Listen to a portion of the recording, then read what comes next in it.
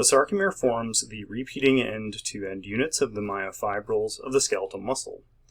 The Z-discs form each end of the sarcomere, with the thin filaments extending from the Z-disc towards the center of the sarcomere.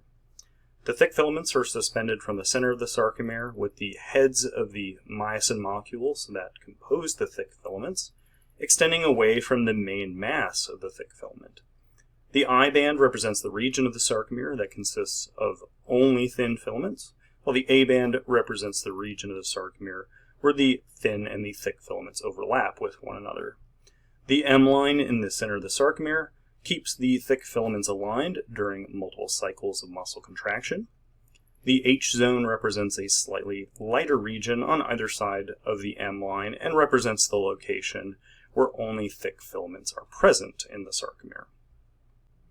Skeletal muscle fibers appear as long, cylinder-shaped structures with very noticeable striations or stripe patterns along their length. With more detailed microscopic images, such as shown on the right here, it is possible to see the Z lines or the Z discs that form the ends of the sarcomere.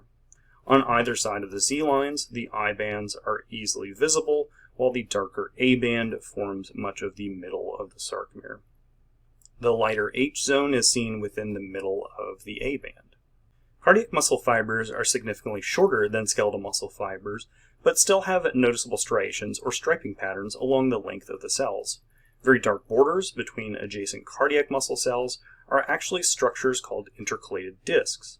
The discs fulfill two purposes. The first is that they physically connect adjacent cardiac muscle cells together, while the second purpose is that the discs electrically connect the adjacent cardiac muscle cells, allowing action potentials to spread through all of the muscle cells so they can contract simultaneously.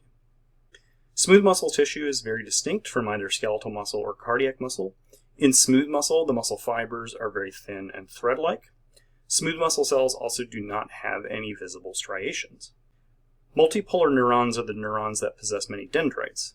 Here we see a few examples of these neurons. The soma forms the main body of the neuron with many dendrites and a single long axon extending from the neuron soma. The neuromuscular junctions represent the synapses between the motor neurons and the skeletal muscle fibers.